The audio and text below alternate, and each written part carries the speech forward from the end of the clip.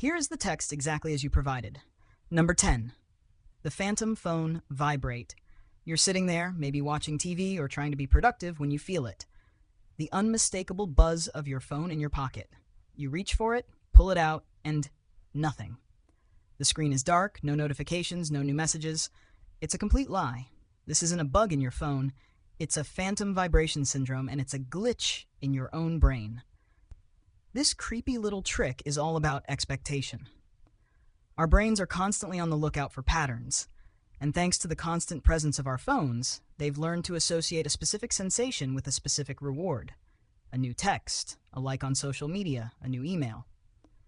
The problem is, our brains are a little too good at pattern recognition. So when a random muscle twitch, a fold in your pants, or even just a psychological craving for a notification happens, your brain fills in the blank. It essentially hallucinates the vibration. It's so common, a study found that almost 90% of college students have experienced it. Your phone is sitting there, innocent and silent, while your brain is basically throwing a fake party in your honor just to get you to check it. Number 9. The feeling of being watched.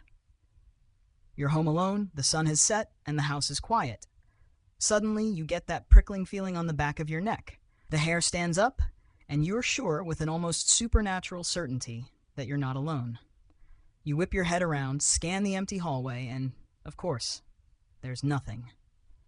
This isn't a ghost story. It's a primal psychological leftover called apophenia. Our brains are designed to find patterns in random stimuli, and this instinct was incredibly useful for our ancestors. Was that rustling in the bushes just the wind, or was it a predator? The safe bet was to assume predator, so our brains developed a hair trigger response. That same hypervigilance kicks in when you're alone in a quiet house. A creaking floorboard, a shifting shadow, or a sudden draft is all it takes for your brain to construct a narrative. It builds a story of a silent intruder or a malevolent presence, even though there's no evidence. It's an evolutionary quirk that's about as useful today as a rotary phone. But your ancient brain still insists on playing the "what's that behind me" game. Number 8. The doorway effect. You've probably done this 100 times. You walk into a room with a purpose, to grab the remote, to get your car keys, to find a pen, but the moment you step across the threshold, your mind goes completely blank. You stand there for a solid 10 seconds, trying to remember what you came in for. This is called the doorway effect, and it's your brain's clumsy attempt at organization. Your brain likes to file things away neatly. It creates mental folders for different locations. When you're in the kitchen, it loads up the kitchen folder with all the relevant information, where the coffee is, where the snacks are, what you need to do there. But when you walk through a doorway into the living room, your brain says, "Okay, new room, new folder." It closes the kitchen folder and opens the living room folder. The problem is, it's so focused on this task that it accidentally deletes the short-term memory you were carrying. It's a cognitive reboot that wipes your mental hard drive clean. It's not that you're getting forgetful, it's that your brain is just a terrible multitasker, and it can't handle changing rooms and remembering things at the same time. Let me know if you need anything else. Here's the text exactly as you provided. Number 7. The autopilot drive. Picture this. You're driving home from work, lost in thought. You're thinking about dinner, what to watch on TV, or an embarrassing thing you did in high school. You arrive at your front door, turn off the engine, and suddenly realize you don't remember the last 15 minutes of the drive. The turns, the traffic lights, the sudden brakes, it's all a complete blank. This is a common and slightly unsettling phenomenon known as highway hypnosis, or the autopilot drive. It happens when your brain is so familiar with a routine task that it shunts the cognitive load from your conscious mind to your subconscious. Your brain is essentially operating on muscle memory, freeing up your conscious mind to wander. Your subconscious is still completely capable of driving a car, but it's doing it in a low power mode, like a computer running a background process. The downside is that it doesn't create new memories, so you don't remember any of it.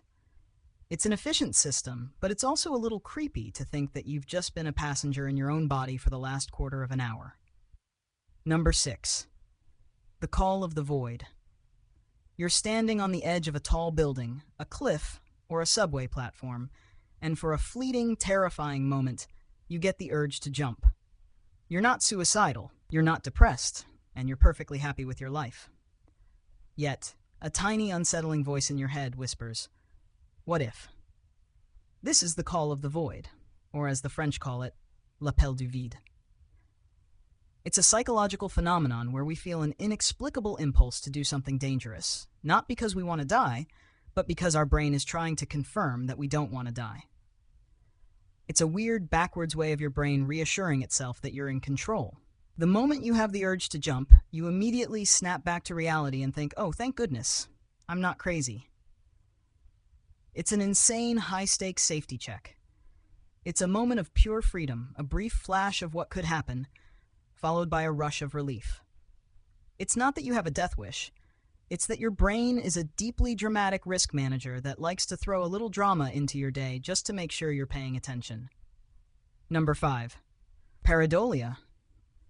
You're looking at a piece of burnt toast, and you swear you can see the face of Jesus. You're staring at the clouds, and you see a puppy. You're alone in a room, and you see 2 dots in a line on a wall, and your brain instantly interprets it as a face. This is pareidolia, and it's your brain's overzealous tendency to find patterns and meaning in random data. We're so good at this, it's almost an evolutionary superpower. Our ancestors, who could spot a predator's face hiding in the bushes, were more likely to survive. We're wired to see faces everywhere, even where there are none.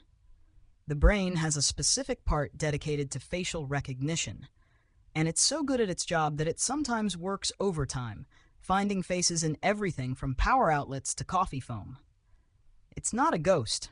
It's just your brain being a pattern-finding machine that's a little too good at its job. It's not a sign that you're going crazy. It's a sign that you're a perfectly functioning human being with a brain that's still operating on Stone Age software. Number 4. The shadow person effect. You're half asleep, somewhere in that strange, dreamy state between being awake and being completely out of it, and you see it, a tall, dark figure standing over you. It doesn't move, it doesn't speak, it just stands there, a silhouette of pure dread. You try to scream, but your mouth won't move. You try to run, but your body is frozen. This is not a ghost. This is sleep paralysis, and it's your mind and body getting their wires crossed. When you fall into REM sleep, your brain paralyzes your body to keep you from acting out your dreams. It's a perfectly normal function. The problem is, sometimes your brain wakes up before your body does. You become fully conscious while your body is still in a state of paralysis. Your brain, trying to make sense of this deeply unsettling situation, fills in the blanks. It hallucinates a presence, a shadow person, to explain why you can't move. It's a primal, terrifying experience, but it's just a glitch in the system. It's not a demon. It's just your brain being a terrible movie director who insists on adding a terrifying plot twist to your every morning. Let me know if you need anything else. Here is the text exactly as you provided.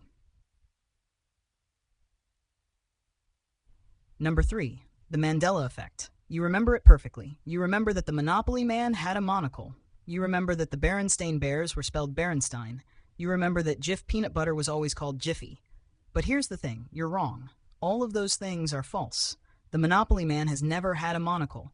The Berenstain Bears have always been spelled Berenstain. Jif has never been called Jiffy.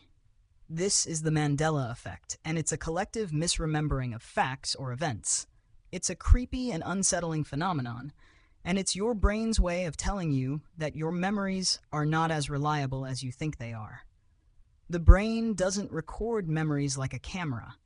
It reconstructs them. It fills in the gaps with plausible information.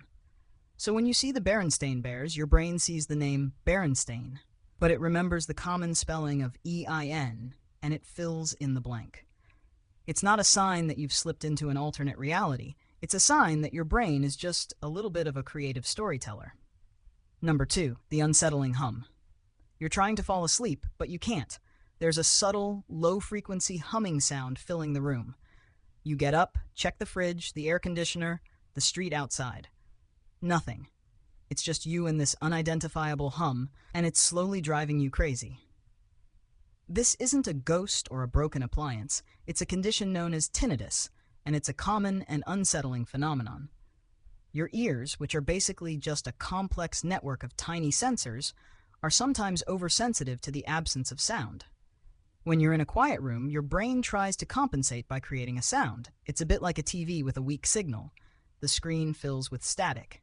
Your brain, desperate for a sound to fill the silence, creates a low-level, high-frequency hum. It's not a real sound, it's a neurological signal that your brain is misinterpreting as a sound. It's not a ghost. It's just your brain being bored and making up its own background music. And it happens to be the most annoying song ever written. Number 1. The creepy doppelganger effect. You've been through a lot. You've had a long day at work, you're exhausted, and you're a little bit stressed. You're sitting alone in your room, and you see it out of the corner of your eye. A blurry, distorted version of yourself, standing just outside the corner of your vision. You turn your head, and it's gone. You look back, and it's still there. This is a very rare and deeply unsettling phenomenon called hootoscopy, and it's a form of hallucination.